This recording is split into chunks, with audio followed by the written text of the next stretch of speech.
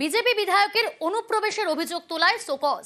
অশোক কীর্তনিয়ার পরিবারের বিরুদ্ধে অনুপ্রবেশের অভিযোগ তুলে মতুয়া মহাসংঘের লেটার হেডে নালিশ, বনগাঁর মহকুমা শাসকের কাছে নালিশ করায় শোকজ মহকুমা কমিটির সম্পাদক প্রসেনজিৎ বিশ্বাসকে। শোকজ করলেন মতুয়া মহাসংঘের প্রধান মমতা বালা ঠাকুর। অনুমতি ছাড়াই পদক্ষেপ নেওয়ায় শোকজ বলে দাবি। মমতা মহাসংঘের সেক্রেটারি, প্রেসিডেন্ট, আমি কিছুই জানি না। সেটা করে থাকে কে বিধায়ক, কে সেটা নিয়ে আমাদের না, সে বিজেপি তারা বুঝে নেবে। 2002 সালের কার নাম আছে কি না আছে সেটা লিগালভাবে যখন হবে সেটাই করবে।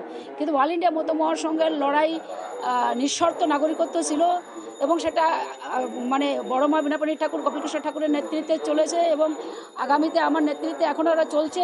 এটা এই লড়াই চলবে। তো সেখানে দাঁড়িয়ে অল ইন্ডিয়া মমতা মহাসংঘ এরকম করে যেটা করেছে প্রসেনজিৎ, সেটাকে আমরা অল ইন্ডিয়া মমতা মহাসংঘ সেটা আমরা জানার পরে শোকেস করেছি যে এটা এইভাবে করতে পারো না তুমি। শোকজ নয়, সাসপেন্ড করা উচিত ছিল বলে তো বিধায়কের। প্রসেনজিৎ বিশ্বাস যেটা বলেছিল সম্পূর্ণ মিথ্যা কথা বলেছে। মমতা বালা যিনি তৃণমূলের সাংসদ, উনি তো উদ্বাস্তুদের ভালো চায় না। উদ্বাস্তুদের যদি ভালো চেতেন, প্রসেনজিৎ বিশ্বাসের মতন একজনকে অল ইন্ডিয়া মতুয়া মহাসংঘের সাধারণ সম্পাদকের পদে রাখতেন না। কারণ এই প্রসেনজিৎ বিশ্বাসী উদ্বাস্তু পরিবারের লোকদের পদে পদে হ্যারাসমেন্ট করাচ্ছে। কিন্তু আমার ক্ষেত্রে পুরো ফলস কেসে ফেসে গিয়েছে।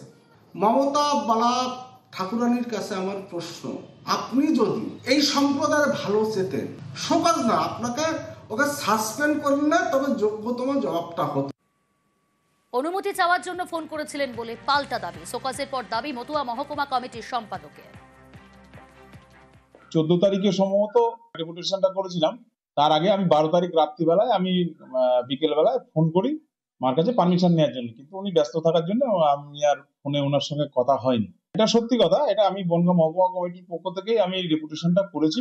আমি যেহেতু একজন আইনজীবী, দেশে যে হারে এসআইআর নিয়ে সাধারণ মানুষ ভীত সন্ত্রস্ত হচ্ছে, সেই জন্য আমি এইটাই বলতে চেয়েছি যে একজন বিধায়কের এই অবস্থা, তার বাবার নাম ভোটার লিস্টে নেই 2002 সালে, সাধারণ মানুষের কোনো ভয় নেই, এই মেসেজটা দেওয়ার জন্য আমি করেছি।